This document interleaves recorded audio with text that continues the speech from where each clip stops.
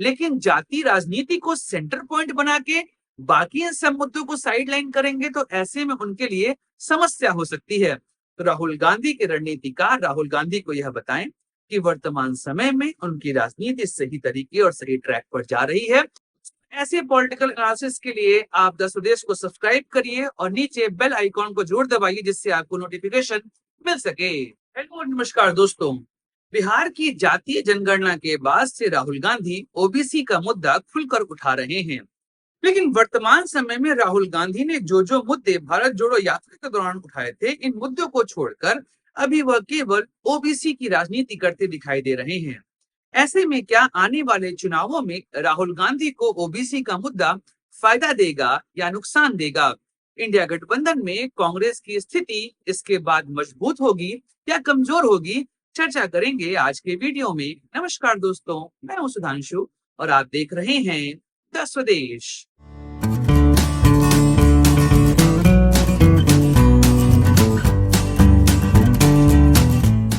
बिहार की जातीय जनगणना ने भारतीय राजनीति के वर्तमान समय के सारे कोर्स को बदल दिया है।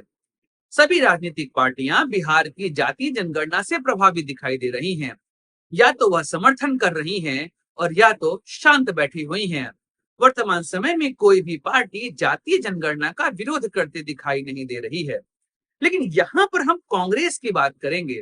जिस समय पार्लियामेंट का स्पेशल सेशन ऑर्गेनाइज हुआ था, उस दौरान एनडीए की सरकार ने महिला आरक्षण बिल पेश किया, जिसमें महिलाओं को लोकसभा और विधानसभा में 33% आरक्षण की बात कही गई। इस दौरान उस 33% आरक्षण में माइनॉरिटीज और ओबीसी को अलग से आरक्षण देने की बात नहीं कही गई।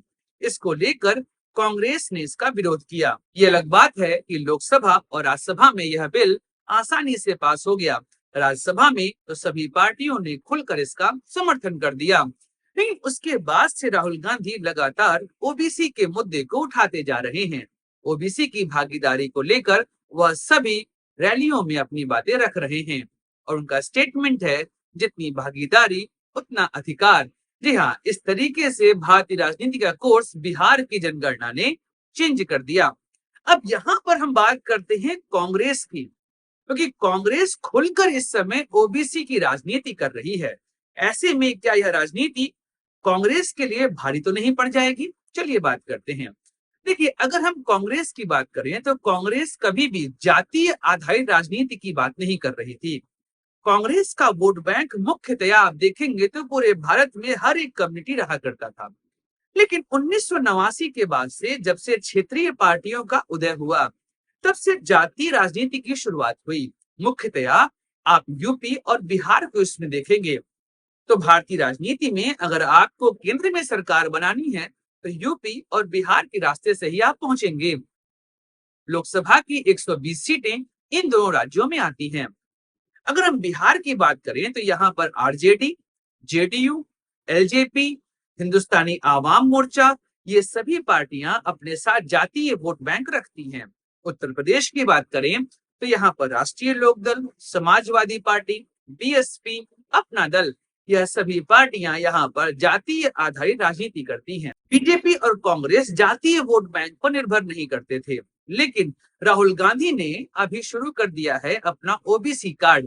देखिए, इंडिया गठबंधन की अगर आप बात करेंगे तो इंडिया गठबंधन में वो सभी पार्टियां शामिल हैं जो भारत में ओबीसी की राजनीति करती हैं। चाहे जेडीयू की बात करें, आरजेडी की बात करें, आरएलडी की बात करें या समाजवादी पार्टी की बात करें, यह सभी पार्टियां जातीय वोट बैंक पर आधारित हैं।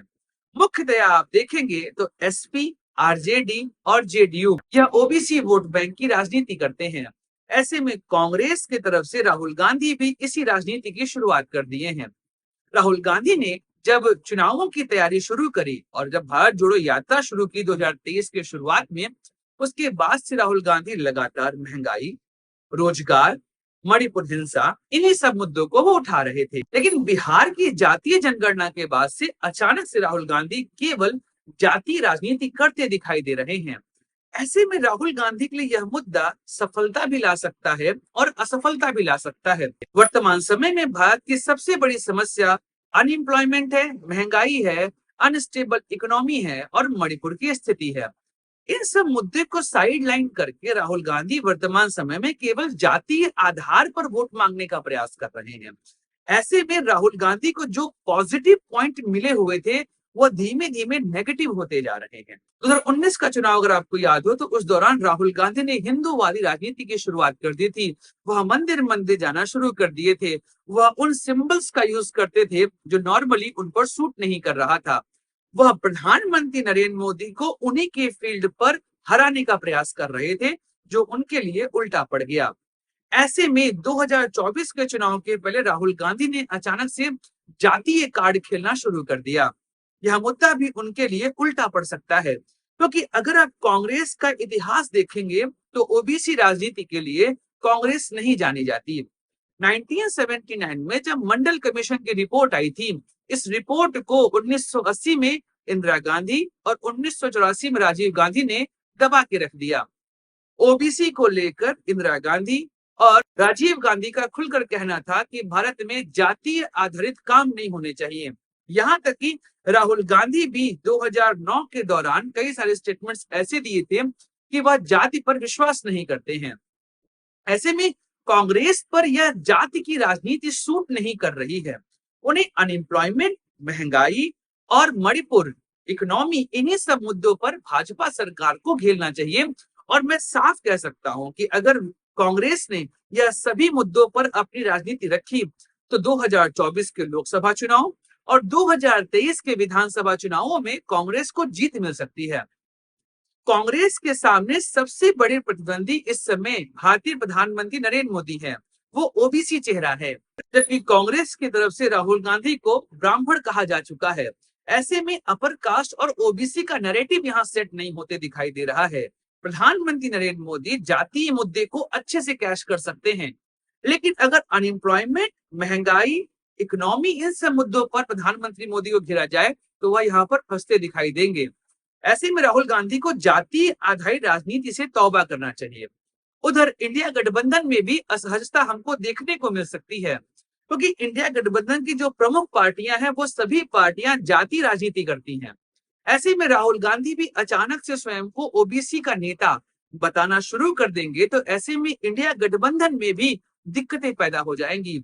आरजेडी, जेडीयू, समाजवादी पार्टी, ये सभी पार्टियां जातीय राजनीति के लिए प्रसिद्ध हैं। ऐसे में राहुल गांधी को इनके वोट बैंक में सेंध लगाते देख यह सभी पार्टियां कांग्रेस से किनारा कर सकती हैं।